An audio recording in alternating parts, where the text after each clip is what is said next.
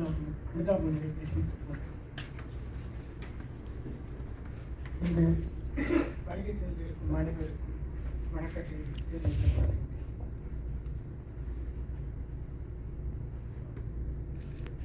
நிமலராஜனுடன் சமகாலத்தில் பணியாற்றியவன் என்பதற்கு அப்பால் உண்மையில் வீரகேசரியில் அவர் என்னுடன்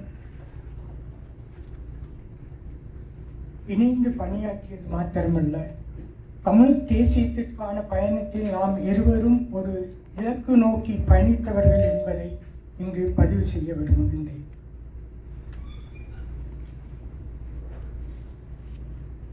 என்னை பொறுத்த ஒரு பத்திரிகை ஆசிரியன் என்ற வகையில் பத்திரிகைக்கு மக்களுக்கு எது தேவை என்பதை தேடி பிடித்து அவற்றுள் பெருமதியானதை பத்திரிகை கூடாக மக்களுக்கு வழங்குதல் என்ற பணியினை மிகச் செம்மையாக செய்தேன் என்ற ஆத்ம திருப்தி எனக்கு உள்ளது. அந்த பணியில் சிவராம், நிமலராஜன், நடேசன், சுகீர்தராஜ், சுப்பிரமணியம் போன்ற மகத்தான ஊடக ஜாம்பவான்களுடன் இணைந்து பணியாற்ற கிடைத்தமை, அவர்களது எழுத்துக்களை பிரசுரிக்க கிடைத்தமையானது எனது பத்திரிகைத்துறை பயணத்தில் எனக்கு கிடைத்த பெரும் பாக்கியமும் வெற்றியாகவும் கருதுகின்றேன். இவர்கள் அனைவருமே இலங்கையை கொலை களமாக்கி இரத்த வெளிகொண்டு அலைந்த அரசியல் சக்திகள் கோலோச்சிய காலத்தில் பணியாற்றியவர்களாகும். இவர்கள் அனைவரும் சமரசங்களுக்கு அப்பாற்பட்டவர்களாக வாழ்ந்தவர்கள். அந்த வகையில் பிபிசியின் செய்தியாளராக பணியாற்றி வந்த நிமலராஜனை வீரகேசரி வார வெளியீட்டில் எழுத வைக்க வேண்டும் என்பது எனது விருப்பமாக இருந்தது. ஏனெனில் நிமலராஜனின் குரலோசையை பிபிசியில் கேட்டு பிரமித்தவன் நான். பிபிசியில் பணியாற்றும் அவர் வீரகேசரி வார வெளியீட்டில் எழுதுவதற்கு சம்மதிப்பாரா? பிபிசி அனுமதிக்குமா என்பன போன்ற கேள்விகள் இன்னும் எழுந்த வண்ணம். அதே வேளையில் அவரை நேரடியாக சந்திக்கும் வாய்ப்பும் எனக்கு கிடைக்கவில்லை. ஒரு நாள் ஒரு மெல்லிய உருவம் எனது அறைக்கு முன்னால் வந்து நின்று, உங்கள் பத்திரிகையில் எழுதுவதற்கு இடம் தருவீர்களா என்ற கோரிக்கையினை முன்வைத்தது. எனக்கு முகங்களோ முகவரிகளோ முக்கியமில்லை. யாராக இருந்தாலும் நல்ல விடயங்களை தந்தால் கட்டாயம் பிரசுரிப்பேன். அந்த நோக்கத்தில் தான் அவரிடம் கூறினேன். அவர் யார் என்று எனக்கு தெரியாத நிலையிலும் நான் சம்மதம் வழங்கிய பின்பு அவருடைய பெயரை கேட்டேன். நான் நிமலராஜன், பிபிசி மற்றும் ராவேவிலும் பணியாற்றுகின்றேன் என்றார். நீங்கள் தாராளமாக எழுதலாம் என பதிலளித்தேன். அந்த சிறு உரையாடலுடன் தான் அவசரமாக போக வேண்டியிருப்பதாக கூறி விடைபெற்று சென்றார். அதற்கு பிறகு எமது உரையாடல் தொலைபேசியுடன் மாத்திரம் இருந்ததே ஒழிய நேரில் சந்திப்பதற்கான சந்தர்ப்பம் கிடைக்கவில்லை. அவரிடமிருந்து வாரந்தோறும் கட்டுரைகளும் செய்திகளும் வந்து கொண்டிருந்தன. அவை அனைத்துமே தனித்துவம் மிக்கவைகளாக இருந்தன. அதே வேளையில் வாரந்தோறும் செய்திகளையும் கட்டுரைகளையும் அனுப்பியாக வேண்டும் என்பதற்காகவோ அல்லது பக்கத்தை நிரப்ப வேண்டும் என்பதற்கான ஆக்கங்களாக அவருடைய செய்திகளும் கட்டுரைகளும் இடம்பெறுவதில்லை. தமிழ் தேசிய பரப்பில் இலக்கு வைக்கப்பட்ட முதலாவது ஊடகவியலாளர் மயில்வாகனம் நிமலராஜன். இவரது கொலைக்கு பின்னரே தொடர்ச்சியாக பல தமிழ் ஊடகவியலாளர்கள் இனம் தெரியாத துப்பாக்கிதாரிகளின் குண்டுகளுக்கு பலியாகினர். மயில்வாகனம் நிமலராஜனின் கொலை முதலாக அனைத்து தமிழ் ஊடகவியலாளர்களின் கொலைகள் குறித்த சூத்திரதாரிகள் யார் என்பது அனைவருக்கும் தெரியும். ஆனால் அது பற்றி பேசுவதற்கு, உண்மையை வெளிக்கொண்டு வருவதற்கு தென்னிலங்கை அரசியல் சக்திகள் தயாராக இல்லை. ஏனெனில் இந்த கொலைகளின் சூத்திரதாரிகளே அவர்கள்தான். அதே வேளையில் கொலைகார அரசியல் சக்திகளையும் அவர்களின் கண் அசைவில் களத்தில் இறங்கி உயிர்பலி எடுத்த இனம் தெரியாத நபர்களையும் சட்டத்தின் காவலர்களை கொண்டே திசை மாற்றி நீதியின் கண்களை இருக்க கட்டி வைத்துள்ளனர். இன்றும் அது தொடர்கின்றது. இலங்கை அரசும் மாறி மாறி ஆட்சி பீடமேறும் அரசாங்கங்களும் சட்டத்தை தமக்கேற்ற வகையில் வளைத்துக் கொண்டு நீதியினை அலைக்கழித்துக் கொண்டிருக்கின்றனர். மயில்வாகனம் நிமலராஜனின் படுகொலை யாழில் உயர் பாதுகாப்பு வலைய இரும்பு கவச பாதுகாப்புடன் இராணுவத்தினரின் ஊரடங்கு பிறப்பிக்கப்பட்ட வேளையில் அரங்கேற்றப்பட்டது. கராச்சி தர்மரட்னம் சிவராம் கொழும்பில் பம்பளப்பட்டி போலீஸ் நிலையம் அமைந்திருக்கும் பகுதியில் வைத்து கடத்தப்பட்டு படுகொலை செய்யப்பட்டு உயர் பாதுகாப்பு வலயத்திற்குள் இருக்கின்ற நாடாளுமன்ற வளாக பகுதியிலேயே புதருக்குள் வீசப்பட்டார். ஐயாத்துறை நடேசன் அவர் வேலை செய்யும் காரியாலயம் நோக்கி மோட்டார் சைக்கிளில் சென்றபோது சுடப்பட்டார். சுகீர்தராஜ் சுப்பிரமணியம் திருகோணமலையில் உயர் பாதுகாப்பு வலய பகுதியில் வைத்து சுட்டுக் கொல்லப்பட்டார். இவ்வாறு பேனா போராளிகளில் பெரும்பாலானவர்களின் படுகொலைகள் பாதுகாப்பு கவசத்திற்குள்ளேயே அரங்கேற்றப்பட்டுள்ளன.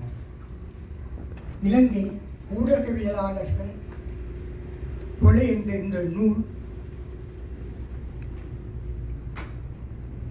நிமலராஜனின் வழக்கு பற்றி பேசுகின்றது.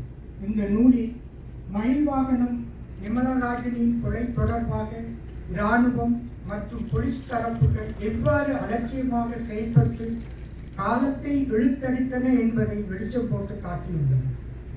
நிமலராஜனின் கொலை தொடர்பாக மட்டுமின்றி அனைத்து தமிழ் மற்றும் சிங்கள ஊடகவியலாளர்களின் கொலைகள் குறித்தும் இதே பாணியிலே இலங்கையில் நம்மால் காணக்கூடியதாக இருக்கின்றது.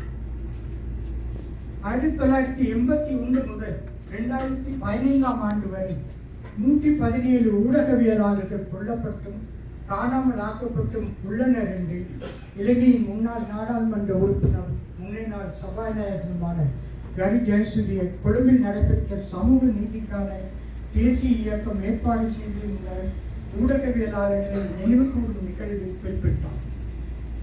இவர் குறிப்பிட்ட இந்த தகவல்கள் இதுவரை உறுதிப்படுத்தப்படவில்லை. 2005 ஆண்டு முதல் 2015 ஆண்டு வரை, அதாவது மஹிந்த ராஜபக்சவின் ஆட்சி காலத்தில் ஊடகத்துறை மீது திட்டமிடப்பட்ட வகையில் பல தாக்குதல்கள் நடைபெற்றன என்றும் மஹிந்தவின் ஆட்சி காலத்தில் 13 பத்திரிகையாளர்கள் கொல்லப்பட்டதாகவும் கடத்தப்பட்டும் சித்திரவதைக்கு உட்படுத்தப்பட்டதாகவும் பத்திரிகையாளர்களை பாதுகாக்கும் குழு மதிப்பிட்டுள்ளது. இதில் பாதிக்கப்பட்டவர்களில் கணிசமானவர்கள் தமிழ் ஊடகவியலாளர்கள் என்றும் அந்த அமைப்பு பதிவு செய்துள்ளது. 2014 ஆண்டில் பத்திரிகையாளர்கள் கொல்லப்பட்ட நாடுகளின் குறியீட்டில் இலங்கை 4வது இடத்தில் இருந்தது. அந்த அளவுக்கு ஊடகவியலாளர்களுக்கு ஆபத்தான நாடாக இலங்கை மாற்றப்பட்டது. அந்த காலகட்டத்தில் 2005 முதல் 2015 வரையிலான இருண்ட அந்த இலங்கையின் வரலாற்றில் 43 ஊடகவியலாளர்கள் மற்றும் ஊடக பணியாளர்கள் கொல்லப்பட்டனர். இவ்வாறு கொல்லப்பட்டவர்கள் 39 பேர் தமிழர்கள், 4 பேர் சிங்களவர்கள், 1 முஸ்லிம். இந்த கொலைகள், கடத்தல்கள் இலங்கையில் நிலவிய தற்போதும் நடைமுறையில் உயிர் வாழ்கின்ற தண்டனையற்ற கலாச்சாரத்தை தெளிவாக நிரூபிக்கின்றன. அந்த வகையில் 2000ஆம் ஆண்டிலிருந்து 2015 ஆண்டு வரை அந்த இருண்ட காலகட்டத்தில் இலங்கையில் ஊடகவியலாளர்களின் முன் தெளிவாகவும் உரிமையுமாகவும் ஒரு விடயம் மாத்திரமே விட்டு வைக்கப்பட்டது.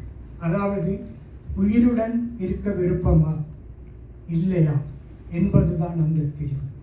உயிருடன் இருக்க விரும்பினால் உங்களது பேனாக்களை மௌனமாக்குங்கள், இல்லையே விளைவுகளை எதிர்கொள்ளுங்கள் என்பதுதான் அந்த செய்தியின் உட்பொருளாக இருந்தது. மொத்தத்தில் ஊடகவியலாளர்களுக்கு கொலை களமாகியது இலங்கை தீவு அந்த காலகட்டத்தில் என்று கூறுவதை பொருந்தும். ஊடகத்துறை என்பது ஜனநாயகத்தின் தூண்களில் ஒன்று. அதிகாரத்திற்கு உண்மையை எடுத்துரைப்பது ஊடகத்துறையின் பணியாகும். அதாவது, ஊடகத்துறையின் முதற் பணி உண்மையை சொல்வதாகும். ஆனால் ஒவ்வொரு முறையும் ஊடகவியலாளர்கள் தாக்கப்படுவதும் குற்றவாளிகள் சுதந்திரமாக நடமாடுதல் என்பதும் சுயாதீன அறிக்கையிடலுக்கான இடம் சுருங்கி வருகின்றது என்பதே அர்த்தமாகும். எனவே நாம் சற்று பின்னோக்கி பார்ப்போமானால் ஊடகவியலாளர்கள் எதிர்கொண்ட மிக மோசமான விளைச்சத்தனமான அடக்கு ஒடுக்குமுறைகளும் உயிர் பறிப்புகளும் நிகழ்ந்த இருண்ட யுகத்துக்கூடாகவே நிமலராஜனிலிருந்து அனைத்து ஊடகவியலாளர்களும் பயணித்துள்ளனர் என்பது புலனாகும். இதே காலகட்டத்தில் இலங்கை அரசாங்கம் சில கொலைகளுக்கு தமிழீழ விடுதலை புலிகள் மீது குற்றம் சாட்டியிருந்தது என்பது குறிப்பிடத்தக்கது. இலங்கையில் ஜனநாயகத்திற்கான ஊடகவியலாளர்கள் அமைப்பின் ஒருங்கிணைப்பாளர் ரோஹித் பாசான அபேவர்த்தன தமிழ் புலிகள் இனி இல்லை, கொலைகளை விசாரித்து குற்றவாளிகளை கண்டுபிடிப்பது அரசாங்கத்தின் பொறுப்பாகும். அது செய்யப்படாததால் நாங்கள் வேறு எவரையும் குற்றம் சொல்ல முடியாது என்று ஊடகம் ஒன்றுக்கு வழங்கிய செய்தியில் குறிப்பிட்டார். அந்த காலகட்டத்தில் தமிழ் ஊடகத்துறை சார்ந்தோர் மீது ஒன்றில் புலி முத்திரை குத்தப்பட்டது, அல்லது பயங்கரவாத பட்டம் சூட்டப்பட்டது, அல்லது விடுதலை புலிகளுக்கான உளவாளி என்ற நாமம் இடப்பட்டது. இவை அனைத்துமே தமிழ் ஊடகவியலாளர்கள் இலங்கை வரலாற்றில் மறைக்கப்பட்ட தமிழர்களின் வரலாற்று பக்கங்களை பயங்கரவாதமாக திரும்பிப்படுத்தப்படும் தமிழ் மக்கள் மீதான அடக்கு ஒடுக்குமுறைகளின் உண்மை பக்கங்களை உலகுக்கு படம் பிடித்து காட்டி பறைசாற்ற முற்பட்டதில் எதிரொலியாக விளைந்த விளைவுகளாகும். நவாலி தேவாலயத்தில் அடைக்கலம் தேடியவர்கள் மீது விழுந்த குண்டுக்கும், நாகர்கோவிலில் பாடசாலை மீது விழுந்த குண்டுக்கும் பலியான பள்ளி சிறார்களும் பயங்கரவாதிகளாக தெரிவது போன்றே தமிழ் ஊடகத்துறையினரும் பயங்கரவாதிகளாக அல்லது பயங்கரவாதத்துக்கு துணை போகின்றவர்களாக சித்தரிக்கப்பட்டனர். மயில் வாகனம் நிமலராஜன் மீதும், ஐயாத்துறை நடேசன் மற்றும் சிவராம் சுகேந்திரா சுப்பிரமணியம் மீதும் பாய்ந்த குண்டுகள் பலியாக்க நினைத்தது அவர்களது உயிர்களை மாத்திரமல்ல, தமிழ் தேசியத்தின் மீதும் தமிழர் போராட்டத்தின் மீதும் கொண்டுள்ள பற்றுதலை, அக்கறையை திசை திருப்பிக் கொண்டு ஒன்றில் சும்மா இருங்கள், அல்லது ஒதுங்கிக் கொள்ளுங்கள், அல்லது நாட்டை விட்டு வெளியேறிவிடுங்கள் என்ற செய்தியை ஒட்டுமொத்தமாக அனைத்து தமிழ் ஊடகவியலாளருக்கும் விடுக்கப்பட்ட அச்சுறுத்தலாகவே அமைந்தது. தமிழ் ஊடகவியலாளர்கள் படுகொலை தொடர்பாக ஆராய்வதற்கென மஹிந்த ராஜபக்ச ஒரு சந்திப்பினை அலறு மாளிகையில் நடத்தினார். அந்த சந்திப்புக்கு தமிழ் பத்திரிகை நிறுவன உரிமையாளர்களுடன் பத்திரிகை ஆசிரியர்களும் அழைக்கப்பட்டனர். கூட்டம் ஆரம்பமாகிய போதும் எந்த விடயம் குறித்து பேச வேண்டுமோ அதை தவிர வேறு எல்லா விடயங்களும் அந்த கூட்டத்தில் பேசப்பட்டன.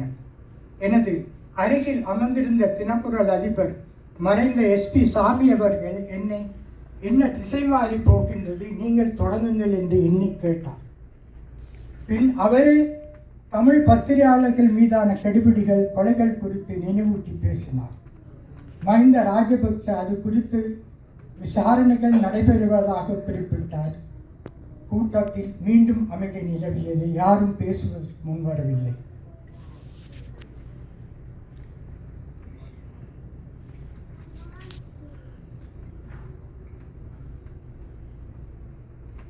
அவ்வேளையில் யாழ் உதயன் பத்திரிகை நிறுவனர் சரவணபவன் படுகொலை செய்யப்பட்ட தமிழ் பத்திரிகையாளர்களின் பெயர்களை பட்டியலிட்டதுடன் உதயன் நிறுவனத்தின் மீதான தாக்குதல்கள், படுகொலைகள் குறித்தும் விவரித்தார். மஹிந்த ராஜபக்ச மீண்டும் விசாரணைகள் நடைபெறுகின்றன எடுத்து கூறினார். தமிழ் பத்திரிகையாளரின் படுகொலைகள் நடைபெற்று பல வருடங்கள் கடந்த நிலையிலும் விசாரணைகளில் எவ்வித முன்னேற்றமும் காணப்படவில்லை என நான் அந்த கூட்டத்தில் சுட்டிக்காட்டினேன். எனக்கு பதில் அளிக்குமாறு அங்கு இருந்த IGPயை மஹிந்த ராஜபக்ச என்னிடம் அனுப்பினார். அவர் அருகில் வந்து விசாரணை நடைபெறுவதாக மீண்டும் என்னிடம் கூறினார். உங்களுடைய விசாரணைகளில் எவ்வித தீர்வும் இதுவரை வெளிவரவில்லை என்று நான் கூறியவுடன் மஹிந்த ராஜபக்ச குறுக்கிட்டு கூட்டத்தை இடைநிறுத்தி எல்லோரும் மதிய உணவுக்கு பின் இந்த கூட்டத்தை தொடங்குவோம் என்று கூறி கூட்டத்தை விட்டு அவர் வெளியேறி போய்விட்டார். அதன் பின் கூட்டம் நடைபெறவே இல்லை. கருத்து சுதந்திரத்திற்கு துப்பாக்கி மூலமான கொலைகள் தான் பரிசு எனின் இந்த மண்ணின் கருத்து சுதந்திரத்திற்கான தர்மம் தலையெடுக்க வழி இல்லாது போய்விடும். ஆனால் நிமலராஜன், சிவராம், நடேசன் போன்றவரது தியாகம் இந்த மண்ணில் அநியாயம், அக்கிரமம், கொலைகள் என்பவற்றுக்கு அப்பால் கருத்து சுதந்திரம் சற்றேனும் தலைநிமிர்ந்து நீக்க வழி சமைத்துள்ளது. நிமலராஜனோ அல்லது தராக்கி சிவராமனோ, நடேசனோ, சுகீர்தராஜ் சுப்பிரமணியமோ, ஏனைய தமிழ் ஊடகவியலாளர்களோ இவர்கள் அனைவருமே தமிழ் தேசியத்தின் அடையாளங்களாக திகழ்ந்தவர்கள். தமிழினத்தை முழு மூச்சாக நேசித்தவர்கள். இவர்களிடமிருந்த அசாத்திய திறமை, செய்தி வளம், தரவுகள், தகவல்கள் அனைத்தையும் தாராளமாக விற்று பணமாக்கி இருக்கலாம். பெரும் ஊடக வர்த்தத்தையே இவர்கள் நடத்தி கார், பங்களா என்று பல வீடுகளுக்கு சொந்தக்காரர்களாகவும் வசதியான வாழ்க்கையை நடத்தி சுகபோகத்தில் தெளித்திருக்கலாம். அல்லது வெளிநாடுகளில் அகதி அந்தஸ்து கோரி தமது வாழ்க்கையை வளமாக்கி கொண்டிருக்கலாம். ஆனால் இவர்கள் அனைவரும் சோரம் போக தயாராக இருப்பதில்லை. தமிழ் இனத்துக்காக, தமிழ் தேசியத்திற்காக, தமிழின விடுதலைக்காக, தமிழினத்துக்கு எதிரான துரோகங்களை தோளிழுத்து காட்டுபவர்களாக, தமிழினத்துக்கு எதிரான அரச பயங்கரவாதத்தின் முகமூடியை பிழித்து அம்பலப்படுத்துபவர்களாகவும் அவர்கள் செயல்பட்டனர். இந்த உயரிய பண்புகளை நேரில் கண்டவன் நான். இவர்களது துணிவும் அச்ச உணர்வின்றிய செயல்பாடுகளும் அவர்களின் மூச்சுக்களை கொலகார பாவிகள் அவர்களை ஏவிவிட்ட மிலேச்சத்தனமான அரசியல் சக்திகளும் நிறுத்தும் வரை தொடர்ந்ததை நான் நேரடியாக பார்த்தவன். இவர்கள் அனைவருக்கும் தமது தலைக்கு மேல் கத்தி தொங்குகின்றது என்பதையும், துப்பாக்கிகளால் தாம் சூழப்பட்டவர்களாக உள்ளோம் என்பதையும் அறிந்திருந்தனர். இலங்கையில் ஊடகவியலாளர்கள், குறிப்பாக தமிழ் ஊடகவியலாளர்கள் அனைவருமே பிரகடனப்படுத்தப்படாத மரண தண்டனை விதிக்கப்பட்ட திறந்தவெளி சிறைச்சாலை கைதிகளாகவே தாம் இருந்தோம் என்பதையும் அவர்கள் அறிந்து வைத்திருந்தனர்.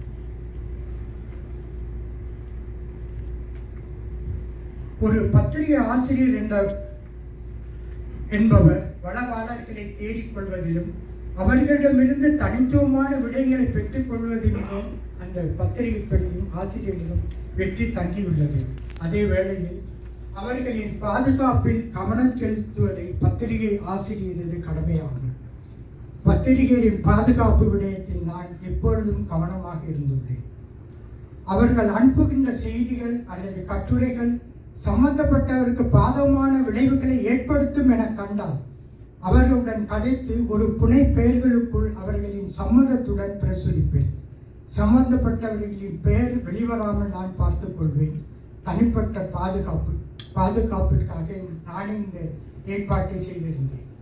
எனவே நிமலராஜன் அனுப்புகின்ற கட்டுரைகளிலோ அல்லது செய்திகளிலோ பிரச்சனைக்குரியதாக அல்லது சந்தேகம் வந்தால் அவரிடம் அது குறித்து கலந்துரையாடுவதுண்டு.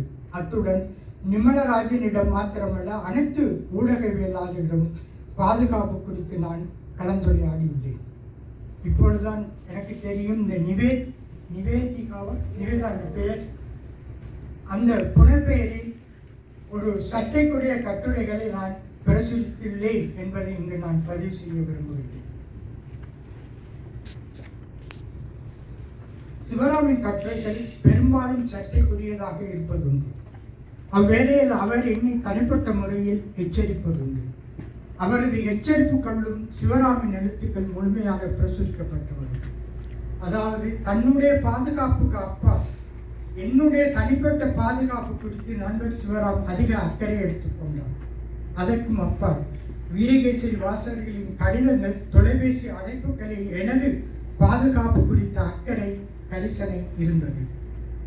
நடேசனை காப்பாற்ற எடுத்த முயற்சிகள் அவர் ஒத்துழைக்காததால் பலனளிக்காமல் போயிற்று.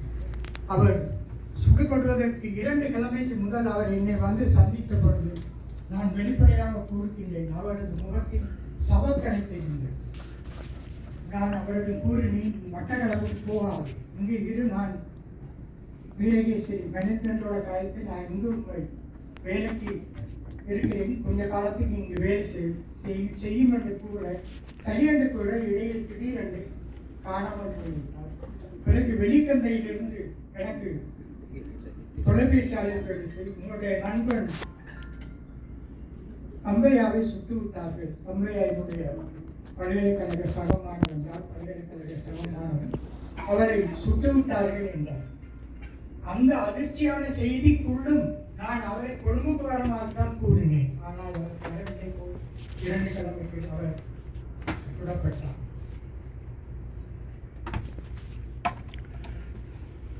அதேபோல் சுகிர்தராஜ் சுப்பிரமணியத்தையும் காப்பாற்ற நான் எடுத்த முயற்சி நடைபெறவில்லை. 5 மாணவர்கள் படுகொலை தொடர்பான படங்களை அனுப்பியவர் அவர்தான். அந்த படங்கள் 2 கொழும்பு பத்திரிகையில் பிரசுரமாகின. ஒன்று சுடருடைய, 2ஆம் மெட்ரோ நியூஸ் என்ற பத்திரிகை ஒன்று வேலை செல்லுகிறது. உண்மையில் அந்த படத்தை அவர் அந்த எடுத்து அனுப்பும் வரை கிரனேட் வெடித்துத்தான் அந்த மாணவர்கள் இறந்தார்கள் என்ற செய்தியை முழு இலங்கையில் பரப்பப்பட்டது. ஆனால் சுகேந்தராஜ் சுப்பிரமணியம் அந்த செய்தி பரப்பப்பட்ட வேளை மோச்சரிக்கு பின்னால் உள்ள ஜன்னலுக்கு ஊடாக குதித்து அந்த 5 மாணவர்களுடைய படங்களையும் துப்பாக்கி சூட்டு காயங்களுடன் இருந்த அந்த உடல்களை படம் எடுத்து அனுப்பி உண்மையை வெளிச்சத்துக்கு கொண்டு வந்தார். நான் அவரை கொழும்புக்கு அழைத்து, உங்களுக்கு பாதுகாப்பு பிரச்சனை இருக்கின்றது, நீங்கள் இன்னொரு கொழும்பில் கொஞ்ச காலம் பணியாற்றுங்கள் என்று கூறினேன். ஆனால் அவர் தன்னுடைய வேலை குடும்ப நிலைமை காரணமாக வர முடியாது என்று போய் நான் 2 கிழமைக்கு அவருடைய உயிர் பறிக்கப்பட்டது. வீரகேசரி வார வெளியீட்டில் புலனாய்வு கட்டுரை எழுதியவரை வீரகேசரியில் உள்ளவர்களே காட்டிக் கொடுத்த போது தனிப்பட்ட ரீதியில் முயற்சித்து அவரை விடுதலை செய்ய வைத்து நான் வெளிநாட்டுக்கு அனுப்பி வைத்தேன். வீரகேசரியில் பணியாற்றிய பத்திரிகையாளர் ஒருவர் கைது செய்யப்பட்டு 3 மாதங்கள் தடுத்து வைக்கப்பட்டிருந்தார். வீரகேசரியில் யாரும் அவரை பற்றி கதைக்கவோ பேசவோ தயாராக இல்லை. நான் அந்த நேரம் மிஸ்டர் வென்சஸ்லோஸ் அவர் தான் மேனேஜிங் டைரக்டர். அவரோட கைத்து விட்டு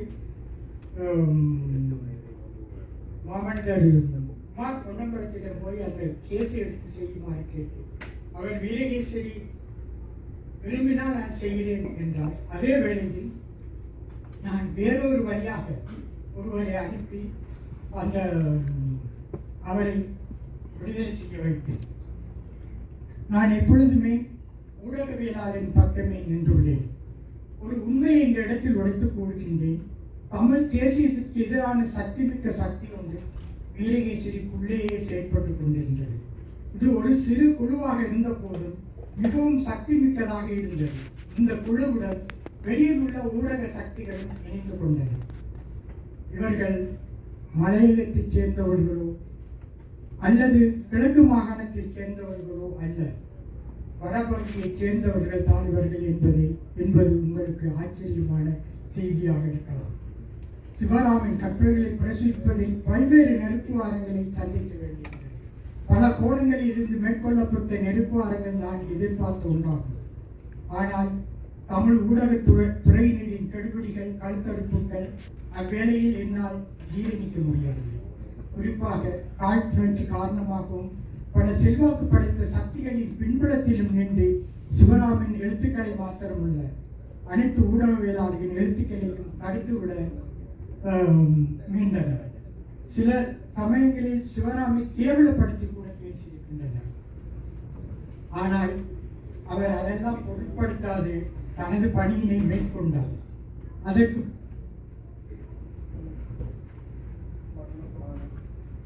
இன்னொரு விடயத்தில் குறிப்பிட்டேன். நான் ஒரு மலையத்தைச் சேர்ந்தவர்.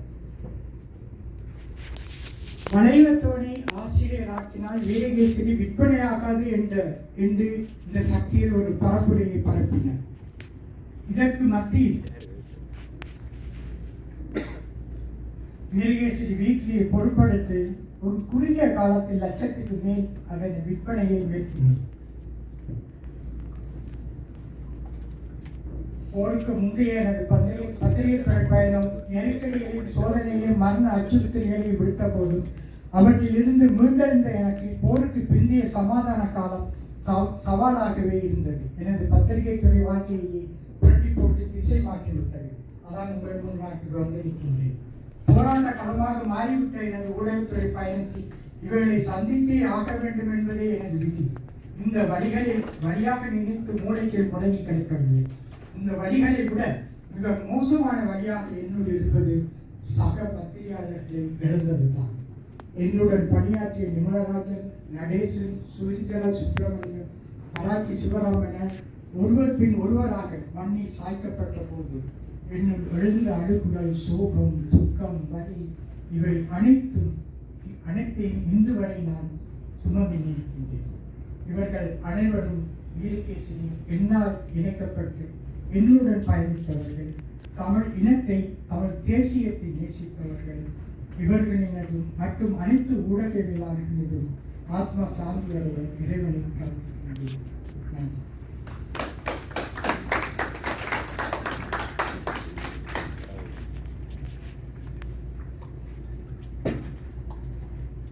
நன்றி வீரகேசரியினுடைய முன்னாள் ஆசிரியர் திரு வி. தேவராஜ்.